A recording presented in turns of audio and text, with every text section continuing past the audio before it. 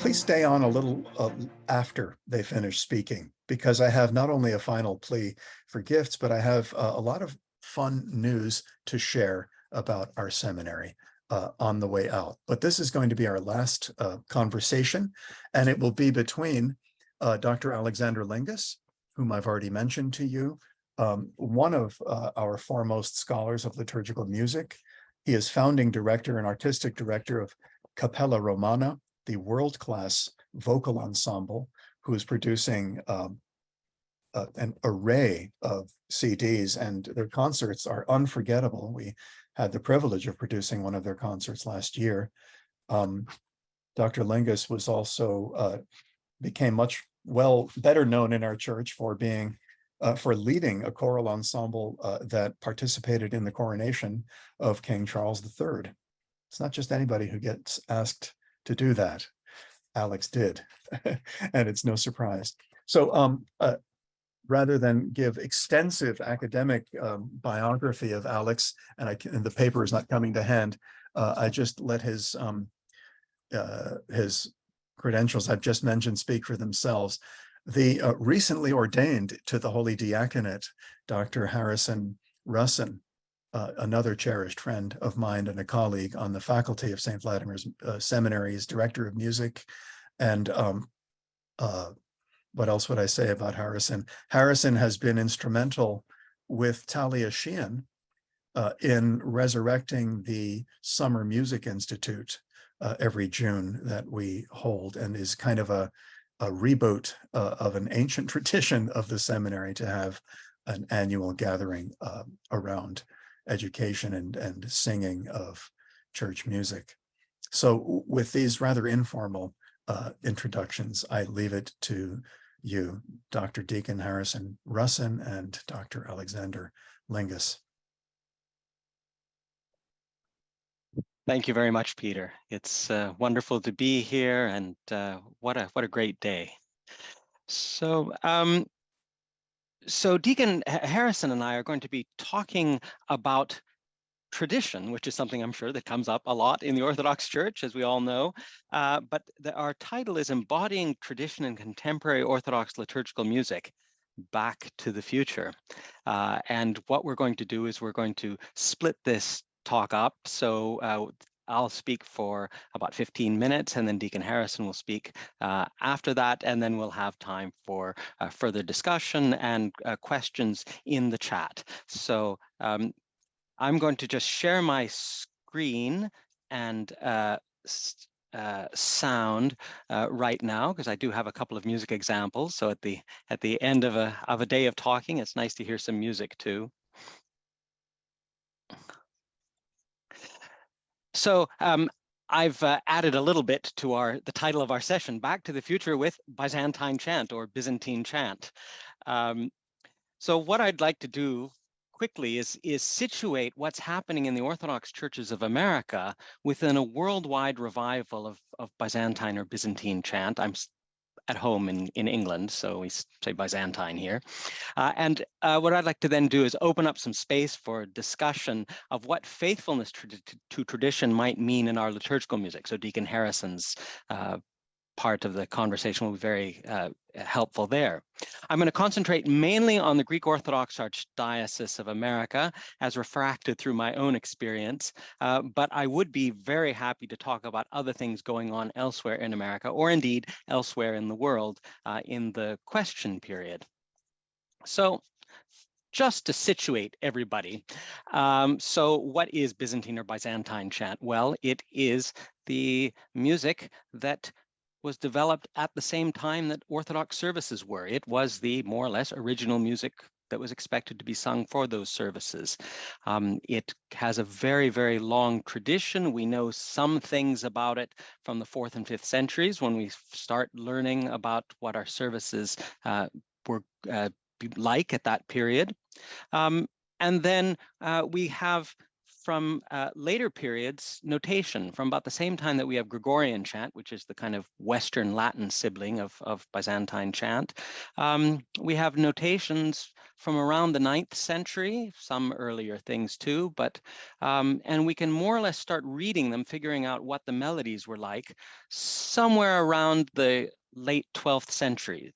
And so this just what I've put up here is a chart showing various notations through the years. They started off among the Greeks, but they spread to Slavs. There are also early Armenian notations, Georgian notations as well. So just to say that it's a very long tradition with about 1,000 years of notated documents. One of the things that I should just mention too that sort of disrupted or shifted the course of some of that development is contact with the later music of the West. In other words, what we kind of sometimes call Western classical music or Western art music. And that's music that started coming into Ukraine and Russia in the 16th, 17th centuries, and it kind of went into overdrive during the 18th century when Catherine the Great was hiring Italians to direct her imperial Cappella. And then they went on and taught local students. And I thought just to have something completely different from Byzantine chant, just play you a little bit of that sort of Western classical music gone to the Orthodox liturgy. So this is, I'll just play a little of it. It's a setting of the Polyelios from Matins, selected verses by Stepan Diktirov, who was a serf to Count Sheremetyev, who was sent as his serfly duties to be trained in music with Giuseppe Sarti, one of the Italians brought in by Catherine the Great.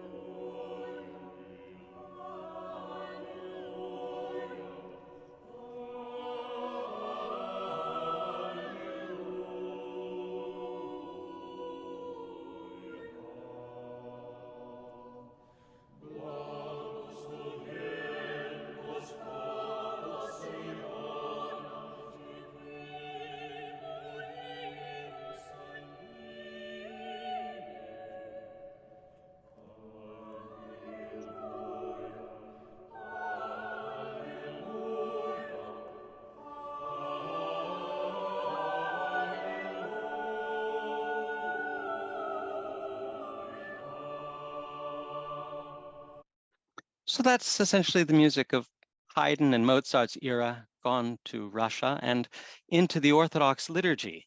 And that's one of the foundations of the Russian and the Ukrainian choral traditions as we know them today.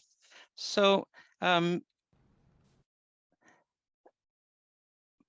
the story really short, some of that music did make it into Greece during the 19th century, once there was a country called Greece after the 1821 rebellion against the Ottomans.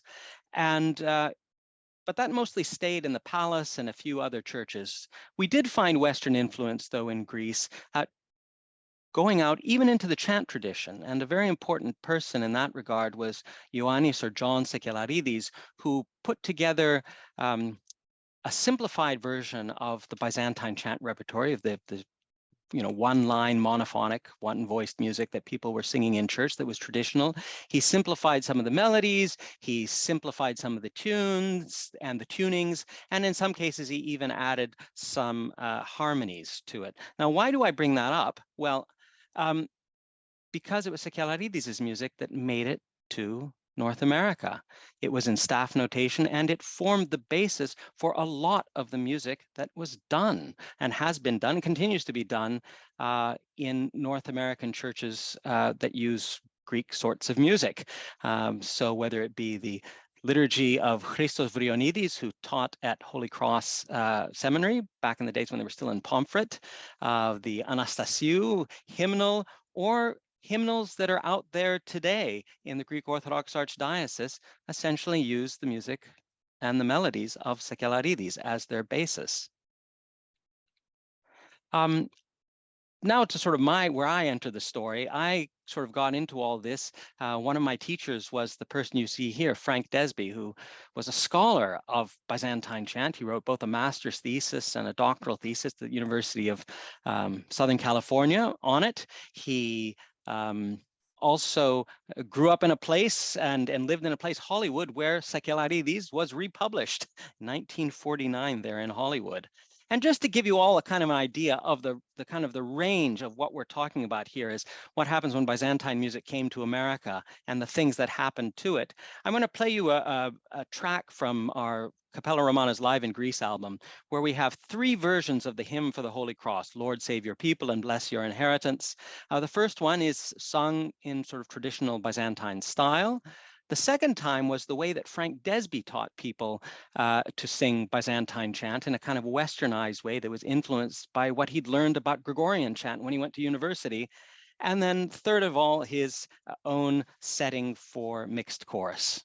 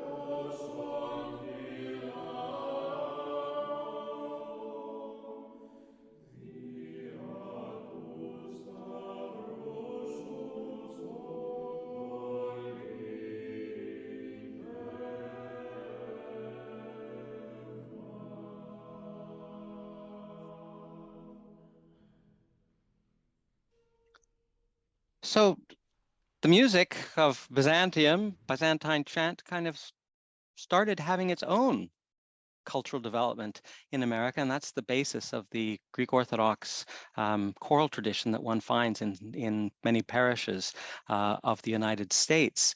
But things in Greece didn't rest there. In Greece, you had, in the middle of the century, the beginnings of a revival of more traditional forms, both in visual art and in music. Perhaps it's best known from visual art in the figure of Fotis Kondoglou, who brought back traditional iconography very famously. But Kondoglou also wrote about chant and was interested in the circles of the chanters in Greece. And he strongly promoted traditional Byzantine singing and drew an analogy between visual art and music. And one of the things he said, translated into English by Constantine Gavarnos, was Byzantine music is, in comparison with the music of the West, exactly as Orthodox iconography is in comparison with the religious painting of the West. Now, this is a theme that's also been taken up in the Slavic world with revivals of more traditional forms of Slavic iconography. And this is just a couple of pages from a booklet of chant by the Moscow Patriarchal Choir, directed by Father Anatoly Grindienko, that makes this exact point. I'm not going to dwell on this part of the world, but just to note that similar discussions were being had. But in Greece, the revival was spectacular. The chant of Sekelaididis turned out to be a flash in the pan, and you have an Institute for Byzantine Musicology sponsored by the Church of Greece. You have symposia, you have recordings, you have concerts, you have editions, you have a great revival of chant on Mount Athos. Just very, very, very active scene, having returned somehow to its roots. And this has had effects in other parts of the Orthodox world, even where they kind of lost touch with the Byzantine mainstream centuries ago, if they ever had contact with it. And one now finds schools of Byzantine music and Byzantine music being sung in Serbia, northern Serbia, in Moscow, in St. Petersburg, and in Finland as well. And that's kind of where we are in the States now, and just in the last decade or so, that Byzantine music in the States has joined the international mainstream. You have the School of Byzantine Music of the Greek Orthodox Archdiocese, but also many other programs, the Certificate of Byzantine Music at the Holy Cross Hellenic College, at the Liturgical Arts Academy, the Tsagion School, and many others. Online and physical resources, whether it be the St. Anthony's project that Father Ephraim, formerly of St. Anthony's, put together for them. The Digital Chant Stand is a vast project that Father Seraphim Dides is central to. The Archdiocesan School of Byzantine Music has also put out other music, that of Nicholas Rumis as well. And then, of course, there's the work of Cappella Romana, the Divine Liturgy that we produce for the Archdiocese of Thyatira of Great Britain, actually. And then most recently, John Michael Boyer's textbook on Byzantine chant, the received tradition. And one now finds lots of people reading Byzantine notation. Here you find also the same score published in Western notation. This is from the Thyatira project, but it's on the Digital Chant Stand. So this is showing also how these things now interact. But one thing, bringing my sort of talk to a close. So on the one hand, perhaps one of the most active parts of the Orthodox church music scene now, this includes Antiochians and others, is rejoining the international mainstream of Byzantine chant. But one can also see concentric circles around this. I mean, there are those people who are directly plugged into what's going on in Lebanon or Greece. But then one finds cases like this one. So this is from a 2006 release of now Father Apostolos Hill's recording The Gates of Repentance. And one finds here in the ad that accompanied it at the time in 2006, some of the language of Kondoglu. Gates of Repentance is a fantastic new CD of traditional Lenten chant now in English for the first time, an essential addition to the vital ministry of the Orthodox Church in America. But the final sentence, Mr., now Father Hill, has given us these sacred treasures in the traditional style of the church at the purest and highest level, uncorrupted by Western influences. And to thee, the champion leader, I thy servant ascribe thank offerings of victory, for from all terrors hast thou delivered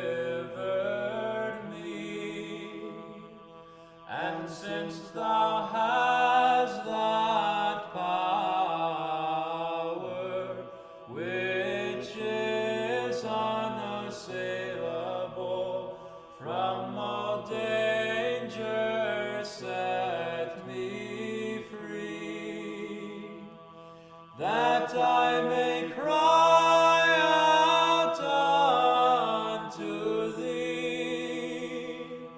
Hail, O bride, without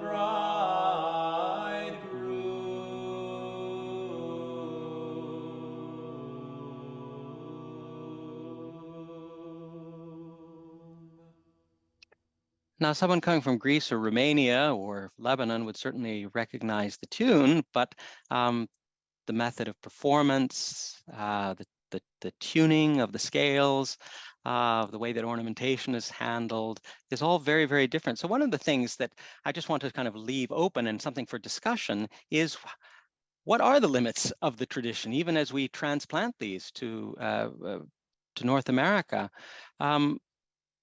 What are the essentials? What's not? What can be adapted? Because there's a lot of disagreement out there as to what actually constitutes Byzantine chant and where to draw those lines. So I'm not providing any answers right now, but just raising the question that a lot of people will say, oh, we sing Byzantine chant, but how they actually do it may differ quite a bit. So thank you. Deacon Harrison. Thanks. Thanks, Alex, for the rich and, as always, stimulating paper. I'm pulling mine up right now, and I don't have a slideshow, PowerPoint show. I do have some examples. We'll see if we get there. I'm mindful of the time. So Dr. Lingas has presented us with a rich sampling of the many interpretations of the past of Orthodox music, especially within the Greek tradition. Of course, we can't imagine the future in any other way than in a speculative sense, but we can at least discern a few imperatives coming from voices around the Orthodox world. The internet has certainly amplified the ability of these voices to be heard and to be taken as a sure thing, but we need to be careful about the place of authority in the realm of the liturgical arts.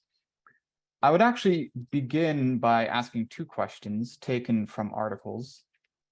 The first is from Father Ivan Moody, who is an Orthodox priest and a professional composer. And he asks, is there any notion of canon or canonicity in Orthodox church music? Father Ivan points to the Russian musicologist, composer, and sometime bishop, Johann von Gardner, as popularizing the notion of canonicity in church music. The idea exists before Gardner, but he says that Gardner's the one who kind of brought this idea of canonical church music to the front. But he brings up the problematic fact that most of the music sung in Russian churches today, or churches in the Russian tradition, is not canonical or non-canonical. That is, it uses melodies not derived from the ancient chant books. Father Ivan offers a solution to this problem by appealing to iconography. This is a theme we've already seen with Fotios Kontoglou. He quotes a Russian theologian and art historian, Alexander Musin, who notes that language is a function of time. Language, therefore, is necessarily contingent and demands constant new translation. This is a theme I'll come back to later. Deacon Alexander Musin writes, this is a quote, a religious image finally becomes an icon through the acceptance of the image by the church during its consecration, regardless of image stylization, end quote. In other words, we should be wary of dogmatizing taste. Such an expansive view of the icon accords strongly with a Christian view of art we see in the first millennium. This is something that Peter was referring to earlier in his introduction about sacred arts, where in the first millennium, church art was not limited to the panel icons we frequently encounter today. I think if most of us think of sacred arts as probably the first thing that popped into our mind, icons. Indeed, some of the earliest attempts at church beautification we have are simple chancel barriers, small knee-high carvings designed to separate the area around the altar from the nave, the body of the church. This notion of separation functions iconologically, referring to the construction of the tabernacle as explicated in the book of Exodus, and further referring to the three separations of Genesis chapter 1. For example, one way of reading it is that God's world, so to speak, collapses the separation that we encounter, and the world around the altar mimics that by having a barrier of separation that starts to erase the Genesis chapter 1 separations of time and space.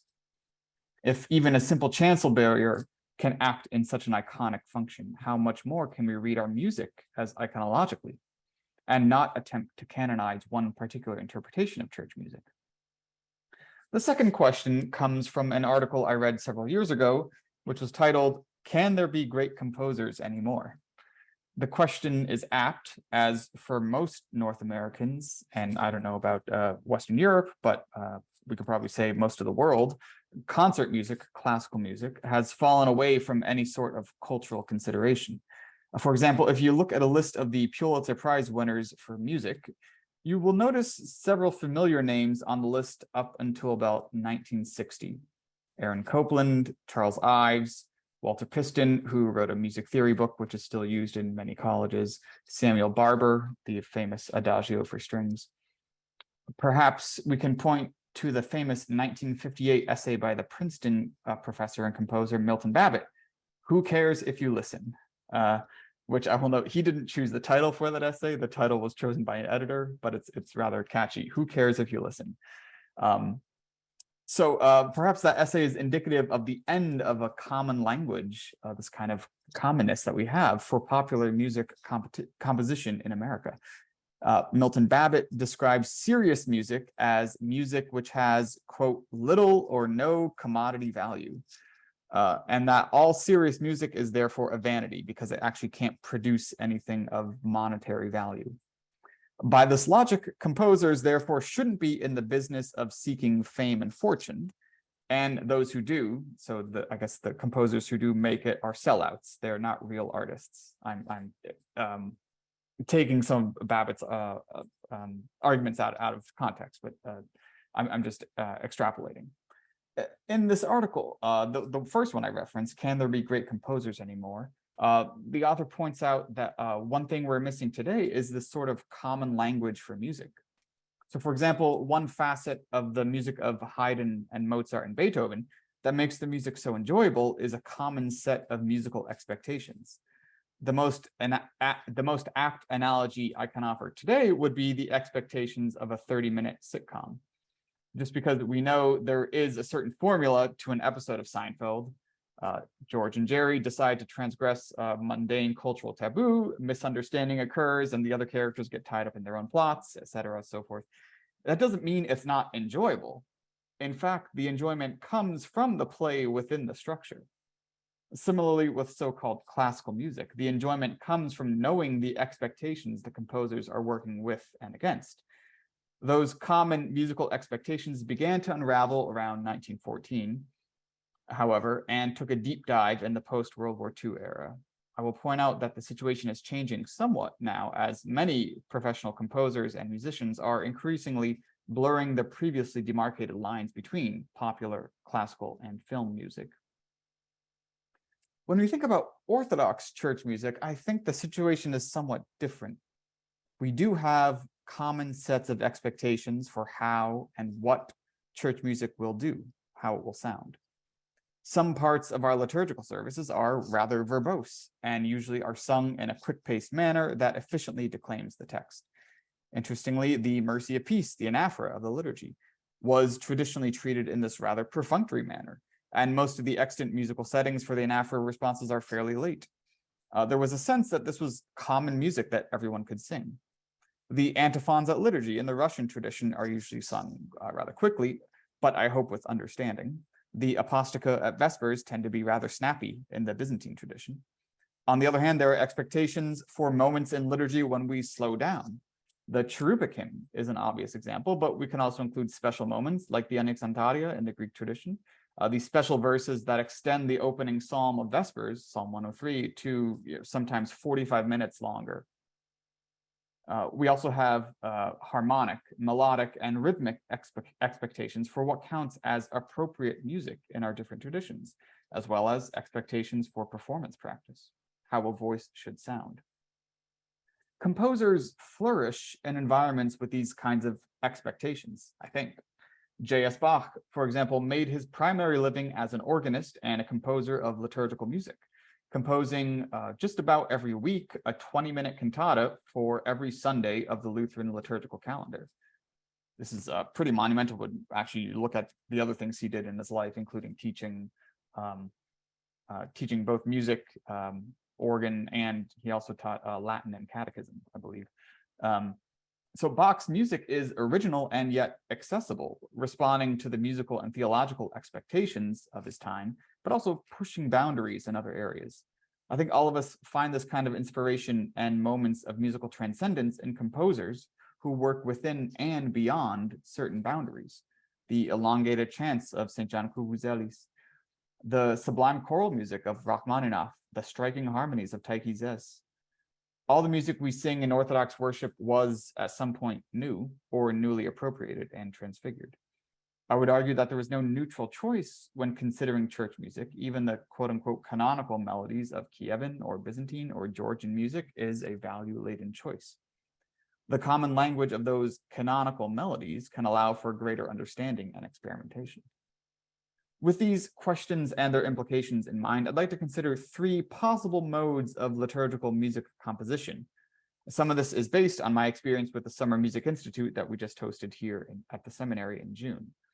I think these are three general paths where we can see liturgical music composition as headed. So one musical path is the composition of new chant, inspired by the musical language of existing chant systems. We've seen this with renewed vigor. Dr. Lingas pointed out a few examples, especially in the Byzantine chant world, with composers like John Michael Boyer and Gabriel Cremines, in some cases translating Greek music into English, and then actually working with the music to make this English language music intelligible, and also composing their own original melodies and chants. There have been efforts from composers like Benedict Sheehan and Hierodeacon David at St. Tikhon's to compose new chants in the Slavic tradition, with the music emanating from the guiding principles of the music we see in the older Russian chant books, like the Sputnik Psalomshika. A second musical path, so that's one, the kind of reviving older chant forms. The second one I would see is a path to integrate older chants into new musical settings. This, for example, is the method behind many of the compositions of the Moscow Synodal School, with well-known composers represented there, such as Arkhangelsky, Kastalsky, Kalinikov, and to a lesser degree, Rachmaninoff. Many of those composers sought to reintegrate the music of the chant books, those older Russian chant books, into new choral settings, basing their music on elements of liturgical music history. As a side note, this is very similar at the time to the efforts of composers in the West, like Maurice Duruflé and Edward Elgar. Perhaps the late 19th and early 20th centuries saw an effort from musicians to reground their music in a tangible tradition in the midst of increasing cultural chaos.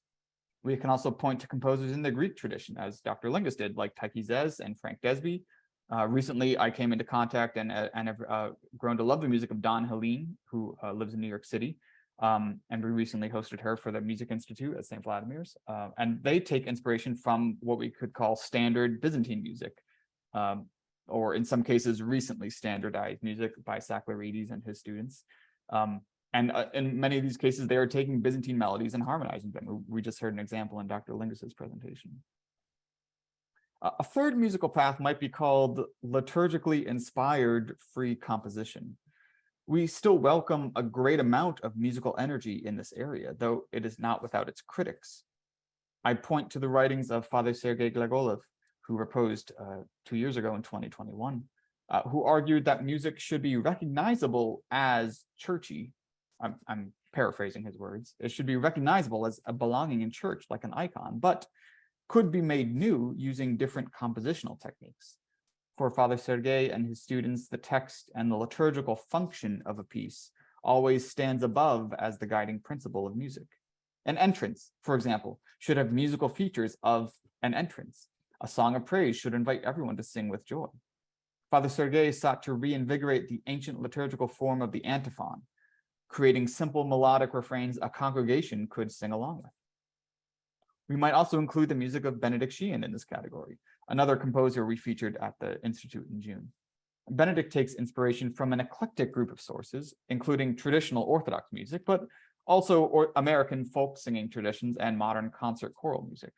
His music is fairly difficult to sing for a parish choir of average ability, but it places a high emphasis on the intelligibility and singability of the words. If you've sung in a choir, perhaps you had this experience that some music is just easier to sing, along with intimating new layers of meaning through his deployment of harmonic and melodic techniques. One more composer to mention is Abbess Catherine Weston, who has integrated the music of Black spirituals into her Orthodox liturgical settings. I know that these new areas of musical composition are not without their critics, but Mother Catherine has appealed to the missionary imperative of the church as a defense. She stated publicly that her hope is perhaps someday, a Black family will visit an Orthodox church, hear this music being sung, and feel welcomed and feel at home. I can perhaps add another quality. So those are the three areas I've kind of explicated. Perhaps add another quality which may add a new impetus to this third path, or perhaps it's a fourth path. I'm not quite sure yet. This is the intense study of music from the past with an ear towards understanding what and how those composers were trying to say. For example, I've been working on some of the Byzantine hymns of Holy Week, and there are moments throughout the music where I think the composers are attempting to create some sort of link of musical identity. One hymn I've talked about before in conference papers describes the betrayal of Jesus by Judas in a rather prosaic Byzantine setting of a standard Kathisma hymn. But the music and text heighten in drama and a turn towards the end, where the music begins to consider the singer as well. Deliver me also from this condemnation, as we so often sing in liturgical hymnody. One task we constantly have as Christians is translation. At its most basic level, that translation is of the scriptural texts, but also of their backgrounds and coherence. On another level, though, we are always translating the meaning of one era and trying to have it make sense for our lives today. This task of translation follows likewise for music and the arts. Even if we have inherited a system that feels stuck in the past, in a sense, we are still tasked with translating it and making it meaningful today. I think that this is one possible way forward as we consider new Orthodox musical composition. What are our translational priorities and how are we going to get there? That's it for me right now. So Alex, I see there are a number of questions that popped up. So do you want to? Sure. I was. Thank you very much. Yeah, but why don't I just start with the answer some of these questions live. Sure. There's a question that mentions Archbishop Anastasios Yannulatos leading the Orthodox mission in Kenya, allowing the local people to develop their own music. Does his example not indicate a notable distinction between how a missionary bishop leads versus how others lead if their focus is to preserve the ethnic musical traditions from their country of origin? The first thing I'd say about that is that the historical examples that our church tradition provides are represent a lot of other different options just beside that one. And the prevailing one was actually to export the whole musical system. So the apostles to the Slavs and their descendants spent a lot of energy transmitting Byzantine chant into early Slavic liturgy. So that's one of the reasons that we have all these notated sources, and even we have elaborate chants from the rite of Hagia Sophia. So it's one of the things that the Northern Slavs only developed their own indigenous traditions slowly as these things gradually acculturated. And I think there's even an element of that too happening in Africa as things have, Greek melodies have gone to Africa, Sakelarides, for example, and then gets transformed locally. And some of that's kind of inevitable over time. There's just another question here, the same asks about, regard to the promotion of congregational singing, did not the early liturgies read priest people rather than priest choir? No, actually, because everybody had separate books. So you had a book like the Psaltikon, which was the book of the soloists. You had the Asmatikon, the book for the choir melodies. And so the notion of having a single book that had everybody's part in it, labeled anything, is a very modern thing. In fact, the services were designed to take advantage of all the musical gifts in the communities, from congregational singing, which would be for very simple refrains in the old traditions of antiquity, Alleluia, have mercy on me, various short things. And then the most complex chants would be done by the most qualified people, the soloists, who would be like Saint Romanus the melodist, who was a deacon soloist in the tradition of Constantinople. So I answered that one live.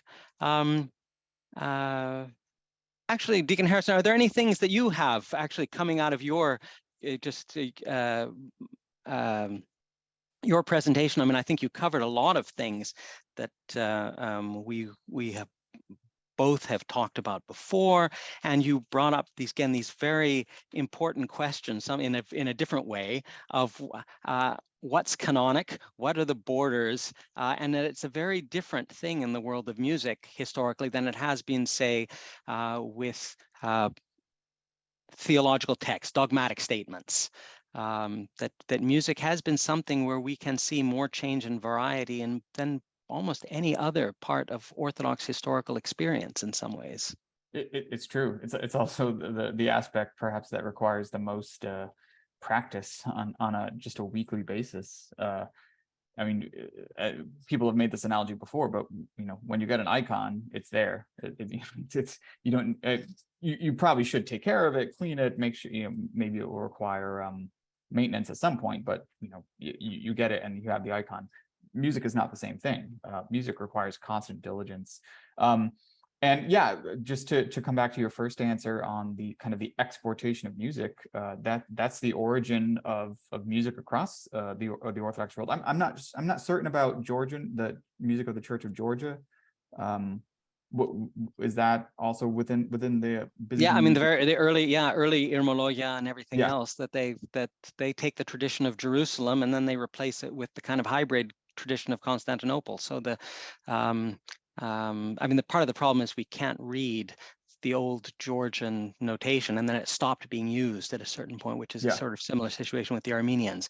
But in terms of the whole liturgical apparatus, that moves over, and we have Georgians singing together with Greeks on like Iviron Monastery in Manathas, which was originally a Georgian monastery.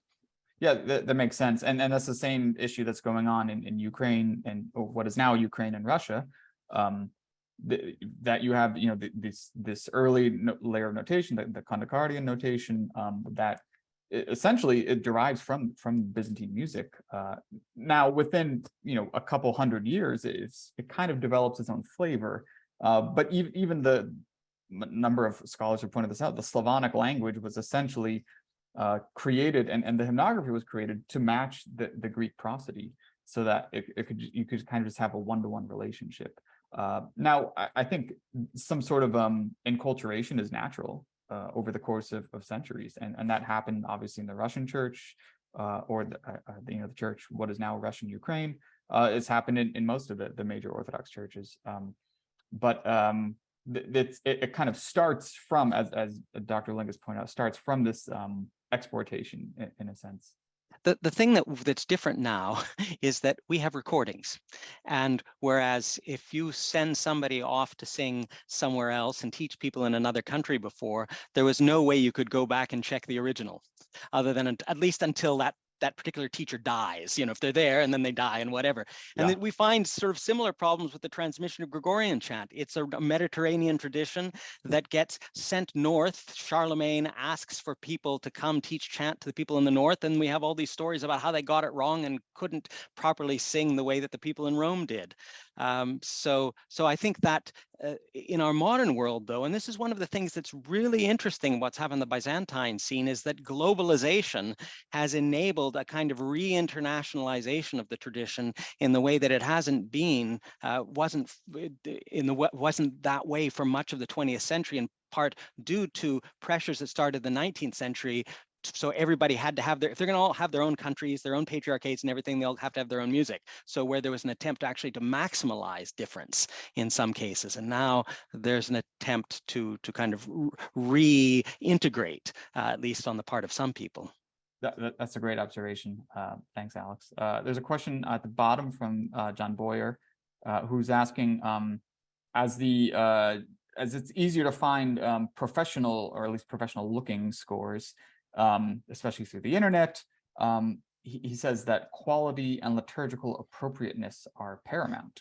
So how are church musicians supposed to discern what is good and appropriate music when we have it seems so many options to just download a click of a button? Well, that's, on the one hand, there's the kind of canonicity issue that you brought up. But then also, I think that's one of the reasons one has institutes of sacred arts and other things, and why in the past that there have been things like patriarchal schools of music. That's how we got the present day notation that we use in the Byzantine world. That was the result of an initiative at the Ecumenical Patriarchate of Constantinople, and it was approved there, a new notational system. So the thing is that one of the things that we've lacked, and I think that Peter brought this out very well, is that we have lacked the type of infrastructure that the church has taken for granted for centuries elsewhere, in North America, and actually in Greece, for example, they had to rebuild it after the Ottomans, so music departments in the Greek universities only got started in the late 70s. So actually one can see that the chant revival and the institutionalization of the teaching of music in higher education happened at the same time, and has been a very fruitful relationship. Actually, the dean of the School of Arts at the University of Athens is the professor of Byzantine music, my friend and colleague, Professor Achilleas Chaldeakis. So, but again, that wasn't true early in the 20th century for much of it. So it's something that one of the ways we can know about it is we need to teach people and train them so they know what the full tradition is really like, rather than thinking, it has a melody that I sort of recognize as not, it's Byzantine, right? Yeah, or Byzantine. And, but how do you discern? Well, in all sorts of things, just like with theology, we need to be educated. Yeah, I would agree with that. Here's a short question from Eleftherios Hassanidis. What is your opinion, Dr. Lingas, on the different styles of ephos in Byzantine music in terms of serving or singing in the English language?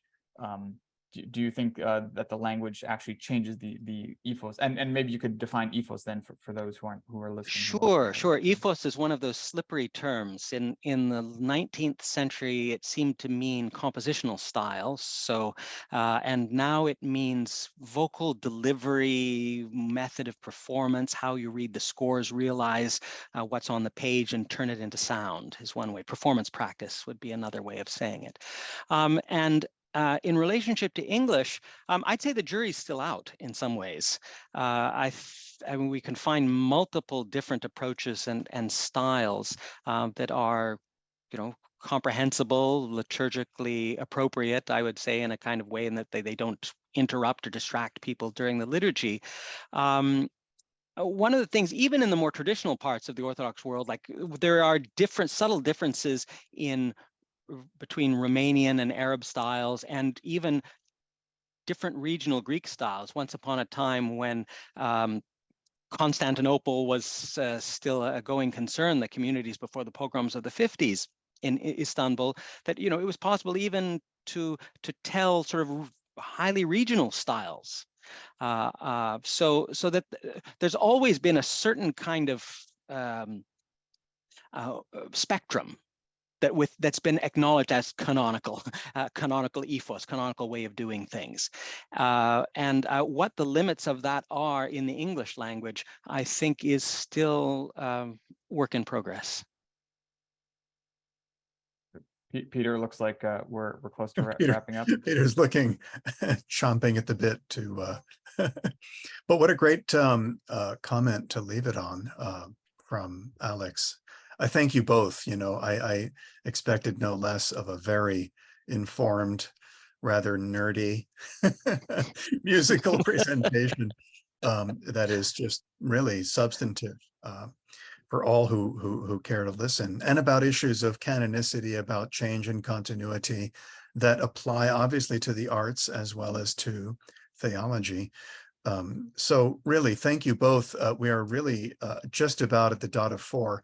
I've asked the listenership, there are about 150 of us still listening, to stay on just a little longer while I have some words not only of news about the seminary, but some words of thanks. And I'll begin with the final plea for your support. I acknowledge there have been a good number of gifts today, and I just can't thank you enough for those of all different sizes. If you haven't, please do. You can do it right now. You can do it an hour from now, but do it right now. Seriously, www.svots.edu/give.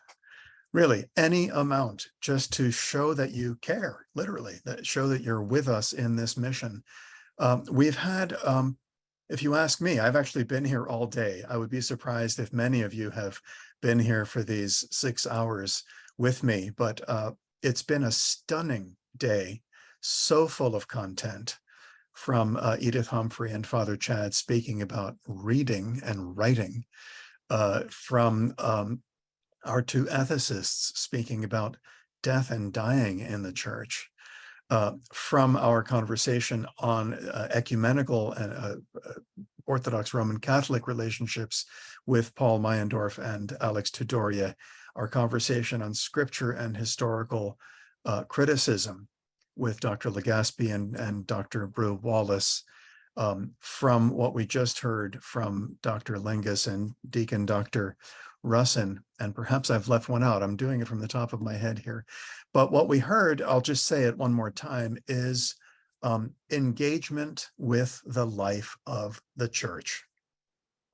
Orthodox Church, body of Christ, whose human members, all fallen, all broken, come to that church for healing. And we in this church are tasked with preserving the deposit of faith. But we're not simply archivists. We engage the faith. We think about it. We explore it together in conversation with each other, all the while praying within the church's sacramental life. That's what you're seeing today.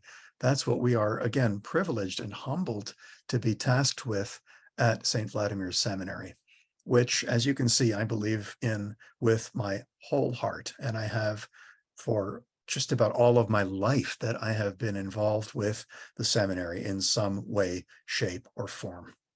All right, so that's what you're contributing to.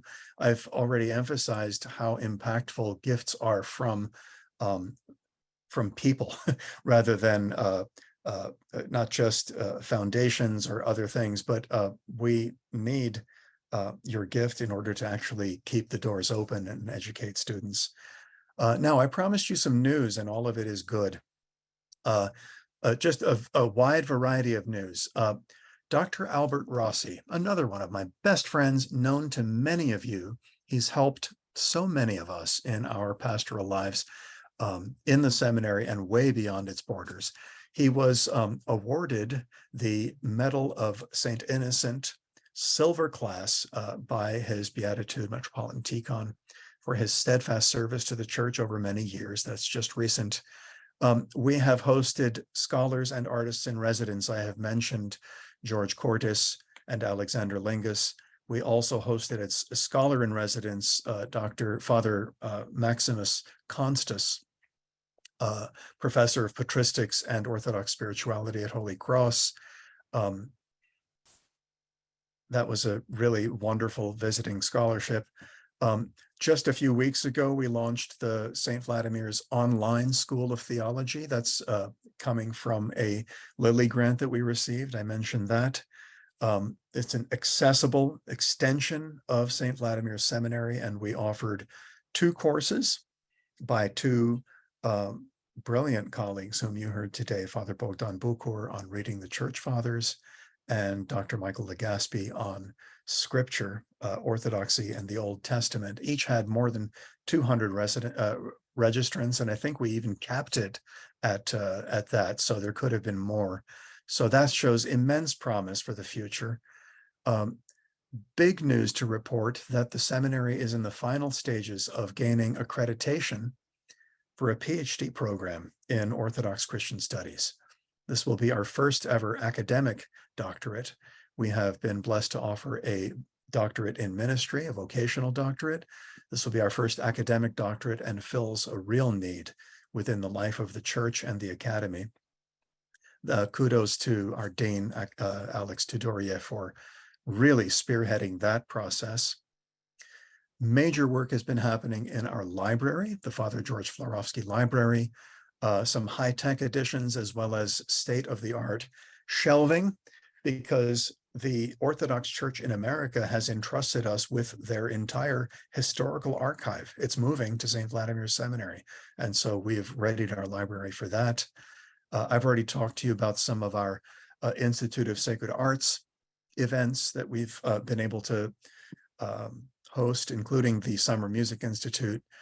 Some of the composers that were mentioned just now by Deacon Dr. Harrison and Dr. Lingas were at that institute sharing knowledge and their music. Mother Abbess Catherine Weston, Benedict Sheehan, Dawn Helene. It was an amazing week, culminating in an unforgettable celebration of the Divine Liturgy, celebrated by Bishop Gerasim of Fort Worth. A panel discussion that we hosted last spring with Andrew Gould, Jonathan Pajot, and Aidan Hart, co-hosted by myself and my colleague Rositza Schroeder, drew an online audience of over 700 people. I am currently working with Andrew Gould on a book full of beautiful images of Orthodox liturgical art in North America. So watch this space for more. So all in all, I'm humbly proud to be speaking about our seminary with you and to be showing you the life of the seminary through the voices we've heard today in conversation with each other. It's been really fun for me, as I've been doing the past couple of years, to come in every hour and, bring some thoughts home about the discussion we just heard, and then to talk with you about the seminary and invite your giving, your donation. Dr. Tudorje promised me that next year I will also be one of the discussants in one of these topics. I won't mind that either. So thank you all again. I have many, many people to thank, including Dr. Tudorje for conceiving this whole Ed Day and making it happen, getting all the speakers to come. Sarah Werner, a dear, dear colleague who is head of advancement at the seminary, and with her staff has pulled everything together. The tech staff of the seminary, Oscar Martinez, Alexandru Popovici, and George Kokonas, also instrumental in making all of this happen. The trustees of the seminary, who just had a meeting this past week, thank you for your work and discernment for us and about us, and your generous giving. All of you, thank you so, so much. Thank you to those who already began funding this day. And I'll read the partial list of people again: Frank Serra, Dan Abraham, Anna Iltis, Joan Schell. Hi, Joan. Kathy Walushka, Deacon John Dibbs, Proto-Deacon Peter Danilchik, Father John Vitko, Dr. Carla Thomas, Dr. Chad Cordero, and our Dean, Dr. Alex Tudorje. So thank you to everyone, and I'm forgetting many people. Many of us are about to, or have already celebrated the pre-feast of the Transfiguration today. We also celebrate and commemorate 1 year since the falling asleep in the Lord of Matuszka Ann Hopko, a very, very dear person and very, very important to our seminary's life, together with her husband, our former dean, Father Thomas Hopko. So all of this is lifted up in prayer and thanksgiving. Signing off now, unless somebody texts me or messages me that something else must be said, and nothing is coming through. So thank God. Thank you all.